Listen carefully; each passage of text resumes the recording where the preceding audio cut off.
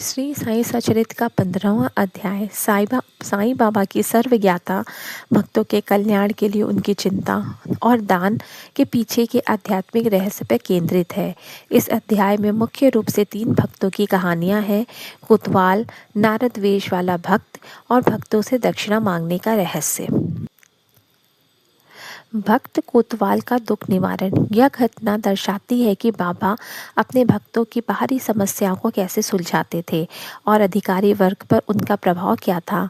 कोतवाल का परिचय। एक गांव का कोतवाल पुलिस अधिकारी था जो साईं बाबा का बहुत बड़ा भक्त था। बदनामी और तनाव। कोतवाल को किसी झूठे आरोप के कारण अपने गांव में बदनामी झेलनी पड़ी और उसे अपने वरिष्ठ अधिकारियों के क्रोध का सामना करना पड़ रहा था। वह मानसिक तनाव से बहुत दुखी था और उसे अपनी नौकरी खोने का डर था।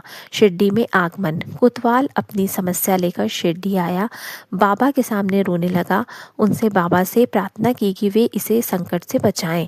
बाबा का आश्वासन। बाबा ने कोतवाल को आश्वासन दिया, कहा, डरने की कोई बात नहीं है, अब तुम चिंता मत करो, अल्लाह मालिक है।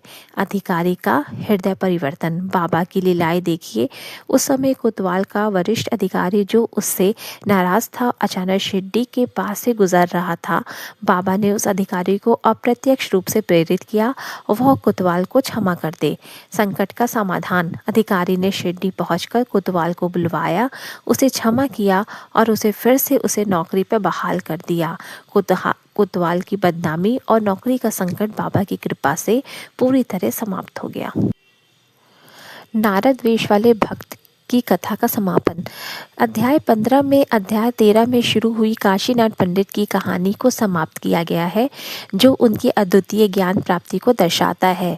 पुणे द्वारिका माई में पंडित, जिसका अहंकार बाबा ने पहले ही तोड़ दिया था, अब पूरी तरह से विनम्र होकर बाबा के पास आया। बाबा का उपदेश।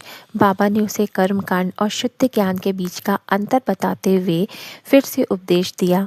बाबा ने समझाया कि ग्रंथों का ज्ञान केवल मार्गदर्शक है, लेकिन गुरु ही लक्ष्य तक पहुंचाते हैं। विपरीत दर्शन। बाबा ने पंडित को सिखाया कि दुनिया में जो कुछ भी विपरीत दिखता है, उसके पीछे एक ईश्वरी शक्ति काम कर रही है। पंडित का अनुभव। इस बार पंडित को बाबा के उपदेशों से इतना गहरा आत्मज्ञान हुआ कि उसका मन शाश्वत शांति से भर गया। वह समझ गया कि साईं बाबा ही परम तत्व है, जिसकी खोज वह इतने वर्षों से शास्त्रों में कर रहा था। पंडित ने बाबा को अपना सब कुछ मान लिया और शिरडी में रहने का फैसला किया। दक्षिणा मांगने का रहस्य। यह अध्याय साईं बाबा के भक्तों से दक्षिणा, दान या भिक्षा मांगने के पीछे के गहरे आध्यात्मिक रहस्य को स्पष्ट करता है। सामान्य धारणा। सामान्यतः लोग सोचते थे कि बाबा दक्षिणा इसलिए मांगते थे क्योंकि उन्हें धन की आवश्यकता है। बाबा का स्पष्टीकरण। बाबा ने इस भ्रम को दूर किया और उन्होंने समझाया कि कर्ज चुकाना। बाबा कहते थे कि वह भक्तों से केवल उनके पूर्व जन्म के कर्ज की राशि मांगते थे, जिसे चुकाने के बाद भक्त का भाग्य शुद्ध हो जाता था। प्रेम की जांच। दक्षिणा मांगना भक्तों के प्रेम और समर्पण की एक परीक्षा थी। जो भक्त तुरंत और खुशी से दान देता था, वह दर्शाता था कि उसने धन के प्रति आकस्मिक छोड़ दी है। अहंकार का त्याग।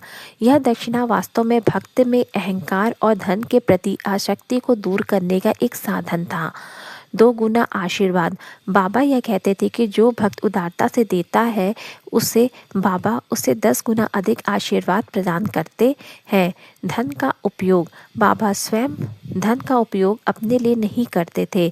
वह द्वारका माई के रखरखाव, पवित्र अग्निधुनी के लिए लकड़ियां खरीदने और गरीबों को भोजन कराने में करते थे। अध्याय का सार। अध्याय 15 के मुख्य संदेश हैं: गुरु रक्षक। गुरु अपने भक्तों को बाहरी दुनिया के संकटों, नौकरी, बदनामी से भी बचाते हैं। अंतिम ज्ञान। अहंकार त्यागने के बाद ही सच्चा ज्ञान प्राप्त होता है। गुरु ही इस ज्ञान का दाता है। दक्षिणा का आध्यात्मिक अर्थ। साईं बाबा की दक्षिणा भौतिक चीज नहीं, बल्कि आध्यात्मिक लेन देन थी, जिसका उद्देश्य भक्तों के पाप और आसक्ति को नष्ट करना था। श्री सद्गुरु साईनाथार्पणमस्तु। शुभम भवतु। ओम साई राम।